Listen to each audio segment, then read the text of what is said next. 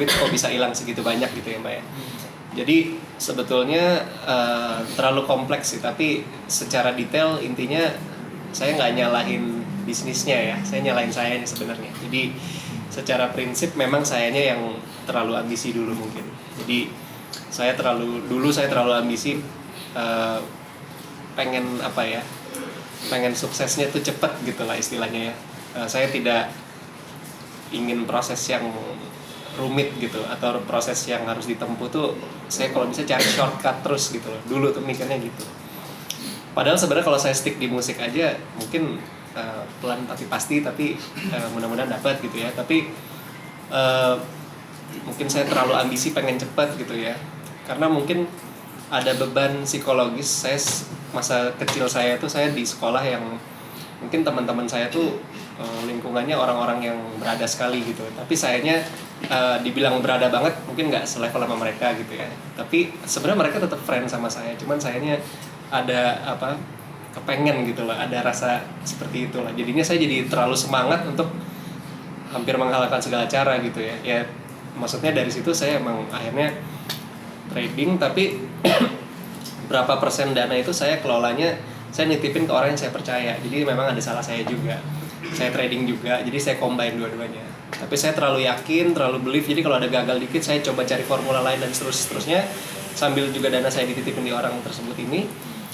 Akhirnya orang ini sih intinya udah di penjara sih. Dan bukan saya yang lapor, korban lainnya gitu. Saya nggak usah sebut nama. Tapi singkat cerita, akhirnya dana yang saya yang dikelola di dia itu habis, dan saya sendiri juga dananya juga habis. Jadi banyak yang akhirnya saya tumpang tindih, saya istilahnya saya pinjam dana orang, terus bukan minjem sih sebenarnya, awalnya karena saya profit gitu dari orang ini, saya nawar-nawarin ke rekan-rekan terdekat saya untuk naruh di dia juga gitu loh. Sampai singkat cerita akhirnya dana yang terkumpul tuh ya sebanyak, termasuk duit saya juga 17 miliar itu gitu. Jadi 17 miliar itu benar-benar segitu gitu. Jadi ya buat saya sih itu banyak banget ya.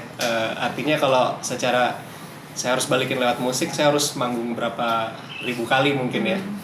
Apalagi band saya kan bukan band yang apa ya, kita kan band yang mainnya di pensi atau apa. Kita bukan yang ya, jadi kita istilahnya untuk dapat 17 miliar mungkin saya umur 50 tahun, mungkin bisa 30 tahun lagi kali.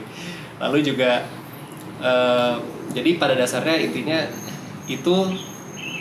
salah saya sendiri. Saya yang saat itu terlalu ambisi, jadi cara pengelolaannya salah gitu loh. Jadi saya bukan nyalain bisnisnya ya, tapi saya memang mungkin bukan jodoh di bidang itu gitu. 2 tahun ke belakang itu saya bisnisnya tuh lebih fokus ke beberapa aja. Jadi tadinya mungkin serautan, dari serautan itu akhirnya mengerucut ke beberapa bisnis saja, tapi saya fokusin gitu. Nah sampai Vici itu perannya sangat kuat di situ. Dia tuh yang udah jangan coba-coba ini tuh, udah kamu yang ini aja. Jadi dia tuh selalu ngasih tameng, udah lewat sini aja, udah lewat sini. Saya yang jalanin, saya kerjanya gila, tapi dia yang udah lewat sini aja, lewat sini. Ini lebih lancar lewat sini nih kayaknya gitu. Dan itu setiap bangun pagi saya stresnya gimana ya?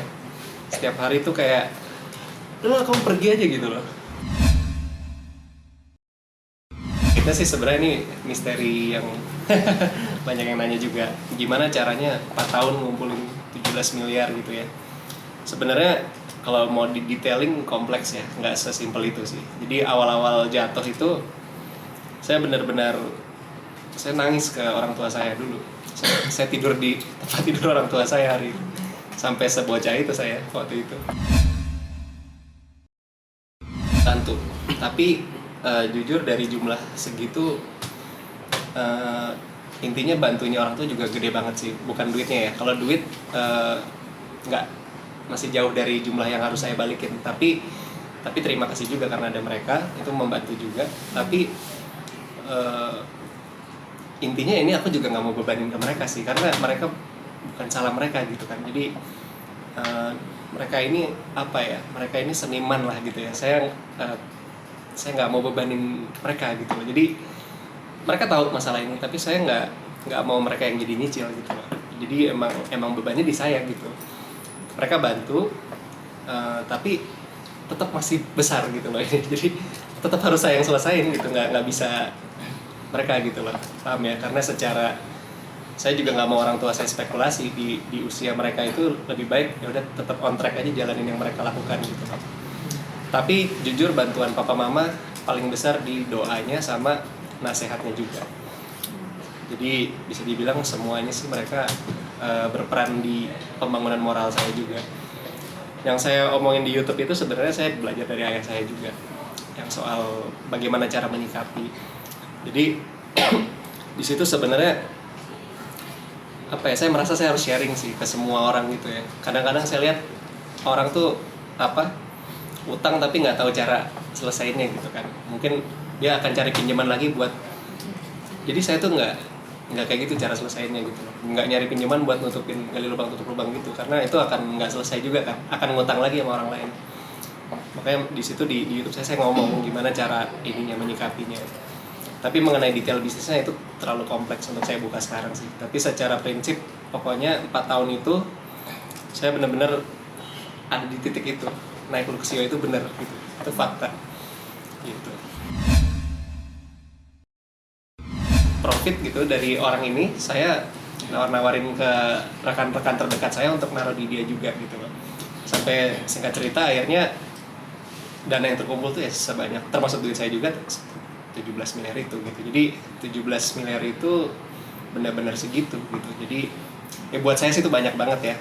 Artinya kalau secara saya harus balikin lewat musik, saya harus manggung berapa ribu kali mungkin ya. Tapi ya bayangin, itu saat itu klien saya ada belasan orang.